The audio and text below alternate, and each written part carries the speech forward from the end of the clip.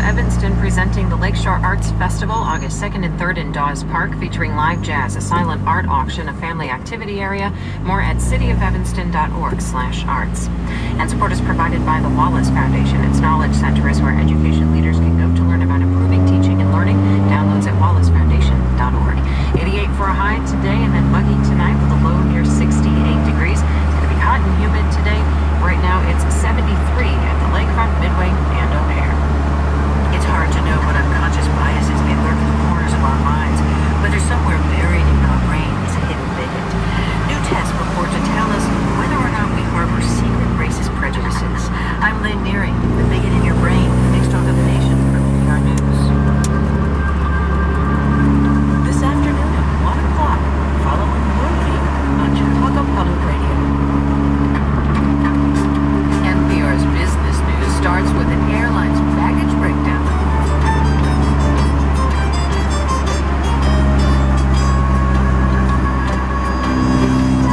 It was quite a scene at New York's John F. Kennedy Airport yesterday after a software breakdown in the baggage handling system.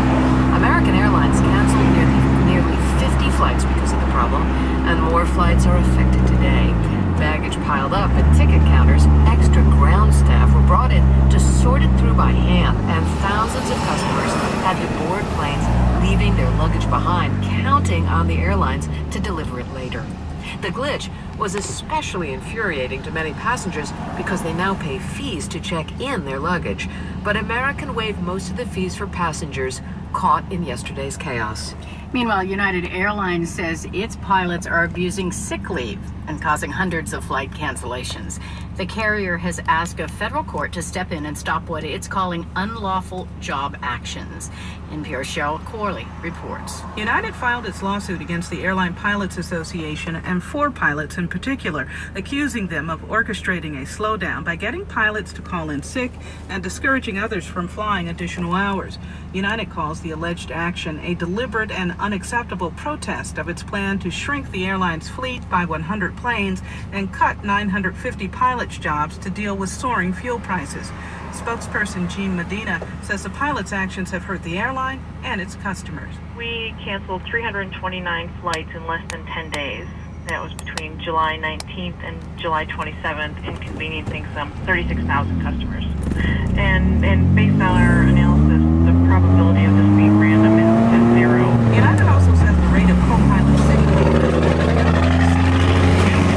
say their attorneys still must review the lawsuit, but they call United's characterizations inaccurate and misleading. Airline analyst Richard Abulafalo with the Teal Group calls the lawsuit a surprising escalation of a familiar fight. The only way for U.S. airlines to get pricing power back given high fuel prices is to cut capacity. And that, of course, jeopardizes pilot stubs. Pay stubs, that is. United officials said the lawsuit against the union was a last resort after efforts to mitigate the planned cuts failed. Cheryl Corley, NPR News, Chicago.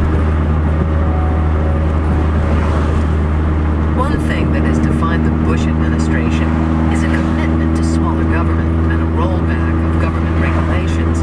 But now, in the final 6 months of the administration, there's a reversal, at least when it comes to the economy. There are new government rules on mortgages, new limits on stock market investments. To talk about the shift, we call David Wessel. He's economics editor of the Wall Street Journal. Good morning. Good morning.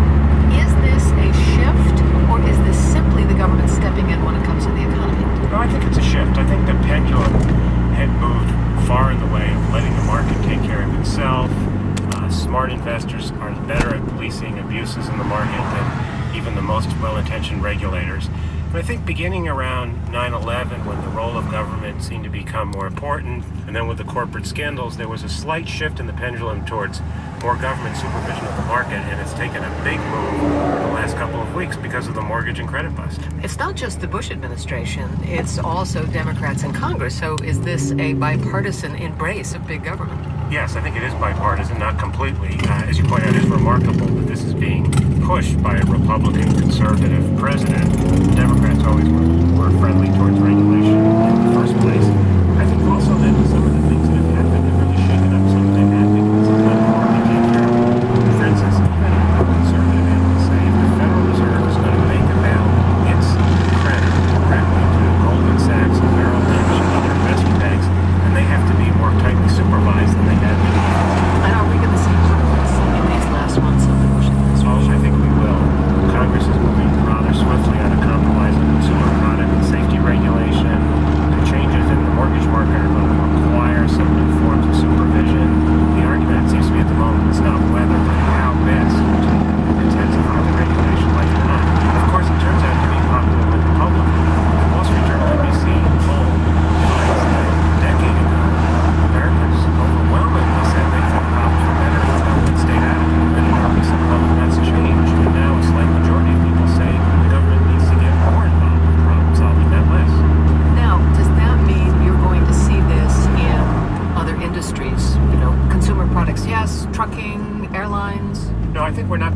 the 60s and 70s, where there was a lot of rigid economic regulation of airlines and trucking and telephones and stuff like that. I think in those areas, Americans have gotten used to the idea that you have a choice, you have competition, and while there might be some new safety regulations from the FAA, I think that idea that markets work better when there's a lot of competition, the government doesn't do a very good job setting prices, is still intact. What the Congress and the President have agreed on in fixing the economy, it is temporary, and they say that it's temporary. They'll revisit it. Does this mean that some of these other regulations will be relooked at as well? Well, I think what happens at a time like this is the natural reaction of politicians and regulators say, oh my God, we should have done something more. And sometimes they do, and they rush to judgment, and they do things that sometimes don't work very well. That actually happened some after the Great Depression. And sometimes they just spend so much time thinking about it that by the time the moment for decision comes, things look better. I don't think we really know, but I think what's really changed is it's very hard to make the case today that in financial markets, left to their own devices, they will sort things out without endangering the rest of the economy. And that's a pretty big mind shift that I think will inform regulation as we go forward. Thank you very much. A pleasure. David Wessel is the economics editor of the Wall Street Journal. And our last word in business is don't text and drive. The American College of Emergency Physicians has issued a warning that should be common sense.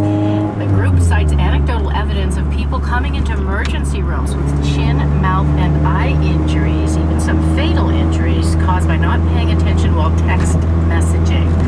The group advises people not to text or use cell phones while walking, biking, or boating, rollerblading, driving, or motorcycling. The group suggests ignoring messages, or better yet, turning off the cell phone or BlackBerry.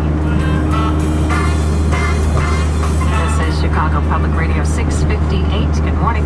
You're listening to Chicago Public Radio, WBEZ Chicago 91.5 FM and WBEQ Morris 90.7 FM. 73 degrees, headed for a steamy high again today, near 88. Support for this program comes from Chicago Public Radio members, other member stations, and Northwestern Mutual, committed to building lifelong relationships in communities and protecting financial futures. Northwestern Mutual, the quiet company. The William T. Grant Foundation, online at wtgrantfoundation.org and sitforless.com. Let's check in with Abby Ryan for traffic.